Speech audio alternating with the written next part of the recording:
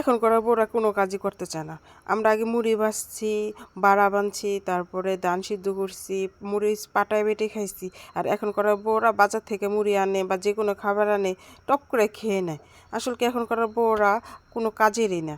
এখন করা শাশুড়িরা সবসময় এই কথা বলে, আসলে ঠিকই বলে। আমরা কিন্তু মুড়ি বাজার থেকে আনি, যে কোনো খাবারে বাজার থেকে আনি, তো হাতে কখনো বাজ্যে খাই না। তো আমার এই চাচি শাশুড়ি এই গ্রাম বাংলার ঐতিহাসিক যে মুড়ি ভাজা, নিজের হাতে ধান সিদ্ধ করে চাল বানাইয়া তারপরে এই মুড়িটা ভাজতেছে। আমার শাশুড়ি মুড়ি ভাজতে খুব ভালোবাসে, আগে অনেক মুড়ি ভাজতো, এখন খুব কম বাজে। আর তার নাকি হাতের মুড়ি খেতে, নিজের হাতে বানিয়ে খেতে অনেক ভালো লাগে। বলবেই তো, এখন তো আর আমরা এই কাজগুলা করি না। আসলে আমরা এই কাজগুলো এখন অভ্যস্ত না, এগুলো আমরা অনেক মানুষের চিনিও না, জানিও না। আর আমার চাচি শাশুড়ি এই কাজটা করতে অনেক ভালো লাগে, আমাদের শিখাইতেছে, জানাইতেছে।